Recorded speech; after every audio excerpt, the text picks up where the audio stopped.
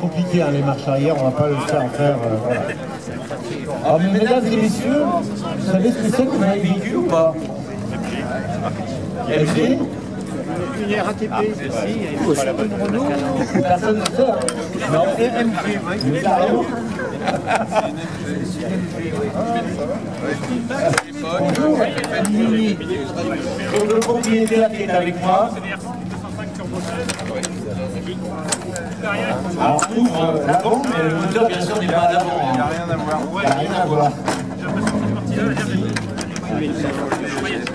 Là. Voilà. Très léger, hein, le 4 ans. Et donc là, vous voyez quoi? Ce qu'on voit là, on va demander aux gens qui voient. Qu'est-ce que vous voyez ici? Il y a quelque chose ici à voir. Il y a ça là. Tendeur. C'est quoi ça? Le tendeur. Un tendeur pour l'arceau. Ben, c'est un pont. Ah oui, c'est une 4 roues motrices. Le moteur est à l'arrière, en position centrale, donc c'est normal d'avoir un pont, si on veut une 4 roues motrices, d'avoir un pont en avant. Vous comprenez? Voilà, c'est ça que je vais vous montrer. On dit qu'il n'y a rien. Si, il y a ça. Ta dernière photo. Et à l'arrière, bien sûr, le moteur. Alors on va revenir sur le propriétaire. Merci de me faire un peu de place, s'il vous plaît. Il est où, Brice, avec le micro?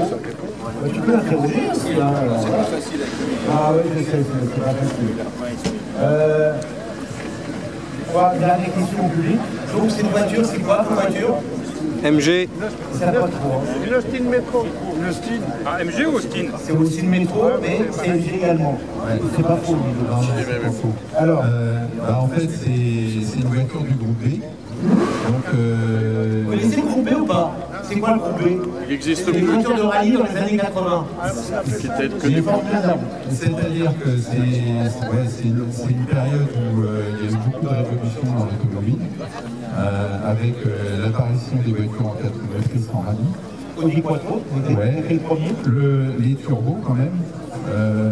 Les S5 Turbo. Ouais, et donc on a vraiment changé de génération de voitures et les Anglais de chez Rover faisaient rouler la TR7. Oui, la TR7. Voilà. Un moteur V8. Hein. Ouais, V8. Ouais. Et donc pour continuer leur implication dans le championnat du monde des rallyes, ils ont développé cette voiture-là. Donc cette voiture-là a été conçue par une équipe de Formule 1, de Williams. Connu Williams, c'est Williams. Voilà. Ils sont toujours actuellement en F1. Bon, après, il y a eu des choix techniques qui ont été faits. C'est bizarre. Bizarre, non, mais à l'époque, chacun. Il n'y avait pas de choix. La plupart avec des 4 cylindres. Voilà. Là, on est parti sur un En fait, c'est le moteur de la TR7 qui est un cylindre. Et quand ils ont voulu le mettre dans la voiture, ils se sont rendus compte que ça ne rentrait pas et ils ont coupé le cylindre. Alors, on va aller vers l'arrière de la voiture. On remarque bien sûr que la place est assez petite. Donc on comprend bien qu'un V8, ça ne pouvait pas rentrer. Donc alors ça a dépassé. Donc ils ont fait le choix du moteur à tout simplement parce qu'il manquait de place. Pour le turbo. Pour le turbo et surtout pour les changeurs et tout le système qui va avec. Donc ils sont restés sur cette version-là. Donc la voiture est sortie très tard par rapport au groupe. Quelle année elle est sortie? 85. Ouais, quelque chose comme ça, ouais. Et c'est malheureusement le moment où il y a eu les accidents et où les groupés ont été interdits. 86. Ouais. Toi, il venait. Il en restait beaucoup. Et donc les voitures ont été réutilisées après, en particulier sur le Rallycross, où il y a eu des versions avec des gros moteurs jusqu'à 500 chevaux en Atmo. Et il y avait un pilote anglais qui s'appelait Will Gollop, qui avait même monté une Metro 6R4 avec un moteur biturbo. Ah bon? Ah, je ne savais pas ça. Si. Voilà. Donc voilà, au niveau palmarès en championnat du monde, elle n'a pas fait grand-chose. Elle n'a pas fait grand-chose. Par contre, en France, ouais, en France, Didier Auriol a été champion de France des rallyes. Donc en avec 85, 86. Avec une voiture décorée 33 Export. Vous vous rappelez de cette voiture? Un jaune et orange, c'est ça à peu Ouais, près? je crois d'ailleurs qu'il y avait une Couleur. réplique au musée de l'OEAC. Ah, c'est possible. Je pourrais pas dire. Si, si. Ouais, ouais. Donc Auriol a été champion de France avec cette voiture. C'était le seul fait de carrière de cette voiture en rallye. Voilà. Après, ça s'est arrêté. Donc, il y a beaucoup d'Anglais qui ont roulé avec ces autos-là. C'est-à-dire que quand les groupes B ont été interdits, pour pouvoir continuer à rouler en rallye, Rover a négocié avec des instances et a développé un moteur le même moteur, mais ils ont ramené la cylindrée à 2005, ce qui a permis d'avoir les autorisations pour rouler. Donc la baisse de cylindrée a été faite par la course du Broca. Ouais. Et des pilotes qui ont roulé à l'époque avec des MG en 3 litres ou 3 litres 5 disent que ces versions-là roulent aussi vite que les voitures à l'époque. Ah oui. Il faut savoir que ce 6 cylindres, nous, quand on a eu l'auto, on a roulé en course avec, et à un moment on prend les acquis, et on se rend compte qu'on avait pris, le moteur prenait 11 500 km. Donc quand on est dans l'auto, il n'y a pas besoin de radio. Ça donne bouillon quand même. Et c'est vrai que le bruit du 6 cylindres, c'est quand même assez jouissif. Assez jouissif, ouais. Alors, on fait des bonnes boules qui restent. Ouais, il n'y a jamais assez de bruit. Hein. On voit que la place, elle est très très contenue. Hein. Tout ça a été mis tout bonheur à la chance. Hein. Ouais. Les emplacements étant assez réduits. Donc, comme vous voyez. Ouais. Donc c'est le 4 roues. 4 roues motrices. Ouais. Majorité de propulsion. Je ne sais plus la répartition. Oui, la répartition. Ouais. Majorité donc, sur la propulsion. Propulsion, ouais. Et en comportement, quand on roule avec l'auto, comme c'est une voiture très courte, c'est une voiture extrêmement vive. C'est-à-dire que ça peut arriver, il faut quand même se méfier. Ah ouais. Ça peut faire un tête à queue. C'est vrai, par rapport au groupe B, les autres groupes B de l'époque, hein, on voit que l'empattement est très court par rapport à, même si les Audi Quattro, on les a raccourcis à un moment donné, même si les R5 aussi, il y avait un empattement court, et celle-ci, elle est vraiment... Le problème des Audi, c'était une conception encore différente, et c'est là que c'est vraiment un moment passionnant dans le sport automobile. C'est que tous les constructeurs avaient des solutions différentes. Et il y a eu plein d'innovations. Par exemple, l'Audi avait le moteur à l'avant. Voilà, Ouais. 4 roues motrices donc. Et donc le problème de l'Audi, c'est que l'Audi tournait mal. Elle tirait tout droit. Elle avait un mauvais train avant. Par exemple, la T16 a une autre innovation, c'est que c'était un moteur transversal. Transversal central, Ouais. arrière. Et donc c'est un 4 cylindres, donc forcément il est moins lourd. Et là on se retrouve un petit peu quand même avec un moteur très lourd, qui est quand même situé pour un petit... Non, Il n'est pas vraiment central quand on le regarde. mais c'est aussi pour ça que l'arrière a tendance à partir. Ouais. C'est qu'on a quand même le sac à dos qui est quand même... Même s'il est On a un pas maximum de poids sur l'arrière quand on voit la voiture. Quand on voit le train arrière, on voit que le moteur, il est pratiquement à cheval dessus. Les roues sont dans les Il n'est pas coins. vraiment à la... Oui, mais c'est ce qui fait que l'auto est très très vive et il faut faire quand même assez attention avec ce genre de choses. Elle est impressionnante, hein, si on voit vous avez une métro normale, ça s'arrête là, hein, en allemand. Regardez les ailes larges, et encore les roues là, il y a encore plus large, hein, je pense. Oui. Donc c'est une voiture très très large. Alors comme elle est très courte, on dirait une voiture carrée pratiquement, hein, d'aspect, pas très belle esthétiquement, parce que, mais qui devait être sacrément efficace. En fait, c'est une... on sort l'auto, ça fait une voiture très musclée. C'est vrai que c'est pas beau, mais on voit les muscles partout. Alors quand on roule avec l'auto, la première fois que j'ai roulé, c'était sur le circuit de l'OEAC, et puis il y avait un stage de pilotage, et le problème c'est que au bout de 2 tours, le patron de l'école de pilotage m'a arrêté et il m'a dit arrête, tu passes sur toutes les quilles, parce que le problème c'est que pour visualiser l'endroit où passent les roues, c'est vraiment compliqué. Même dans les rétros, on n'en voit pas. Ouais, c'est compliqué. Donc c'est très difficile. C'est vrai. Alors, on va détailler aussi l'habitacle. Ah, c'est une voiture de rallye. Un petit détail, par exemple, dans les groupes B, il y a eu les RS200. Oui. Ouais. Et par exemple, tous les RS200 avaient le volant rouge. Ah, je me rappelle pas. Si, les RS200 avaient le volant rouge. Et pourquoi alors? Eh ben, tout simplement parce que les RS200 étaient des voitures qui avaient le volant à droite. Oui. Et la majorité des gens montent à gauche. Et simplement pour que le gars qui monte dans l'auto n'oublie pas que le volant était sur ce côté-là. Ah, d'accord. Ah, Ah, c'est uniquement pour ça. Ouais. D'accord. Donc celle-ci, c'est une conduite à droite. Hein. Ouais. Il y en a eu, je crois, 2 de fabriqués avec une conduite à gauche. Donc Oui, c'est mais- Orion. Ouais. Hein. Mais la plupart, Mais la caisse est. En fait, la caisse il est prévu. est prévue pour être dans les deux sens. Je disais d'ailleurs, c'était pas très compliqué. C'est pas difficile de changer le volant de côté. Ouais. Alors cette voiture, elle a un historique, elle a un pédigré. Alors, plus que non. si, donc, c'est une voiture qui a beaucoup couru en Angleterre.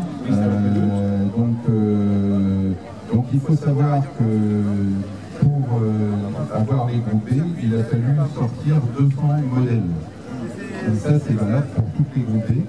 Donc, par exemple, pour la métro, c'est ce qu'on appelle la Clubman. C'était une voiture qui était déjà classifiée. Et puis après, c'est des amateurs qui ont roulé. J'ai le pédigré de toutes les courses que cette voiture a faites. Et puis, inévitablement, un jour, la voiture a été arrêtée, quoi. Ouais. Et la voiture a été intégralement restaurée en Angleterre. Ouais. Et donc, la voiture est parfaite. Hein. Là, elle est prête à rouler. Ah ben, la voiture est prête. La voiture a roulé, moi j'ai fait 2 saisons avec, terre. Mais la voiture, si on enlève le moteur, partout, il n'y a pas de roue. Et on peut aller voir partout, les nouvelles de partout. Hein. Alors deuxième chose, là on va sortir de la présentation de la voiture, c'est que tu es l'organisateur d'un événement qui va avoir lieu au mois de mai.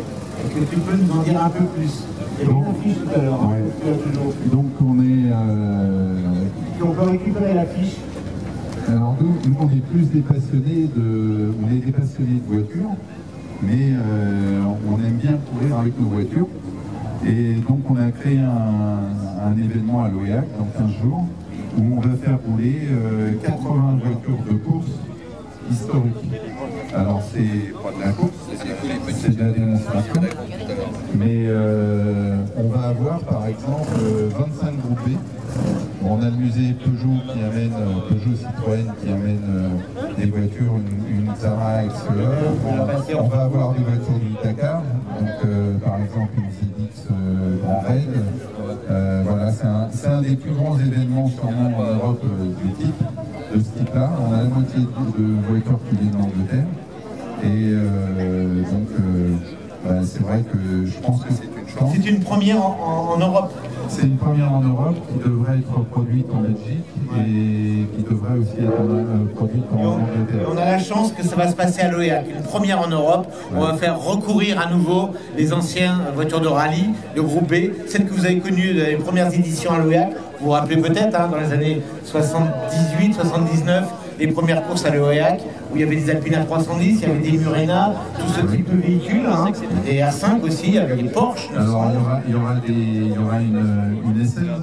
Il y a une SM, parce que SM a couru Citroën a couru avec des SM en rallye, DTS également, un moteur Maserati. Et mon premier rallycross de l'OEAC.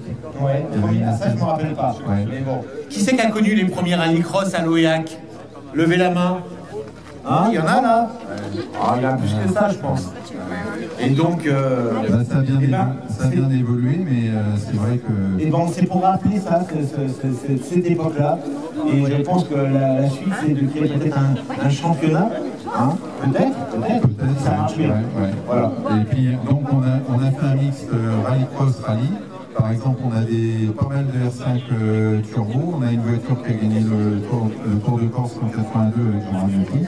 Ragnotti qui a gagné le Tour de Corse avec une R5 turbo. Ouais, vous vous rappelez? On se rappelle tous de ça. Enfin, moi, personnellement, je suis amateur de compétition. Et donc, ça va s'appeler l'OEAC Légende Festival. C'est le 20 et le 21 mai à l'OEAC. Il faut y aller parce que ça va être un événement voitures historiques de rallycross et de rallye. Et Voilà. pour vous donner une idée, alors après tout le monde, c'est plutôt des gens qui roulent fort avec leur auto, mais il faut savoir qu'aujourd'hui on roule sur le championnat de France de rallycross et les meilleures voitures roulent à peu près dans les temps du milieu du plateau des voitures modernes. Voilà. Donc ça roule quand même très fort. Donc, je lis ton petit prospectus, hein, enfin, ton petite affiche hein, que j'ai. C'est pilote de légende, courses et démonstrations sur le célèbre Alors, les circuit de Loéac. les places peuvent être prises sur internet ou sur place. Voilà. D'accord. Donc les tarifs là, 20 € le samedi, le week-end c'est 30 €, le dimanche c'est 20 €, tribune 10 €. Un tarif réduit pour le week-end, 24 €. Voilà. Alors, tout Gratuit pour les moins de 16 ans. Tout à l'heure, j'ai vu quelqu'un regarder les petits trucs plastiques. Là. Oui, c'est quoi? Ouais, bah, c'est tout bêtement pour mettre des crics. Non, pour mettre les chandelles. Ah oui, On va mettre j'étais la pas voiture loin. sur le chemin. C'était pour Voilà. l'enlever. C'était pour l'enlever. Et cette voiture-là est très très bien conçue. Hein. Il y a vraiment beaucoup de détails qui font que c'est vraiment une voiture très électrique. En termes de carburant, c'est un carburant tacite dessus ou c'est un peu. Alors on fait un mélange. carburant, je répète. On fait un mélange, on met du 115. On met 80% de 98 et on met le reste en 115 octaves. Et pour la petite histoire, quand même, puisqu'ici il y a beaucoup de passionnés de vieilles voitures, nous, au niveau de notre série, là, on est en chaud, on fait rouler beaucoup de voitures à l'éthanol. Et en particulier, on fait rouler une T16 qui fait 180 chevaux. Et donc, la voiture est à l'éthanol et il n'y a vraiment aucun problème. L'éthanol a des propriétés qui sont supérieures même aux essences de course. Pour atteindre des puissances comme ça avec des moteurs turbo, on sera obligé d'acheter de l'essence de compétition à peu près 5 ou 6 € le litre. Et l'éthanol évite de faire ça. Alors on a une surconsommation à peu près de 15 à 20%. Mais un démarrage un démarrage à froid quand même, quand on a des températures basses, qui est quand même un petit peu compliqué. Mais après, là, ça fait 4 ou 5 ans qu'on roule avec ce auto-là. On a vérifié les coussiniers de bielle, tout ça, parce qu'on dit que ça passe dans l'huile. Mais on n'a pas constaté de... particulière. Non, il n'y a pas de problème. Voilà. Okay. Donc l'éthanol est vraiment un excellent carburant qui a des propriétés supérieures aux essences traditionnelles du commerce. Ok, désolé, on va s'arrêter là parce qu'on a d'autres voitures, on a pris beaucoup de retard. Il faut qu'on garde quelques trucs à dire à l'ouest. Voilà. En tous les cas, on te remercie infiniment d'avoir présenté cette voiture avec nous et surtout d'organiser ce Loéac Légende Festival. Et j'espère qu'il y aura du monde. Merci, merci infiniment. Vous pouvez l'applaudir, mesdames et messieurs. Voilà. Donc le 20 et 21 mai 2023, ce sera le premier Loéac Légende Festival sur le circuit de Loéac, le rallye, circuit de rallycross. Voilà. Donc il y aura des courses démonstrations sur le circuit, parade dans le village, musique et animation. Voilà. On va prévoir les bouchons d'oreilles.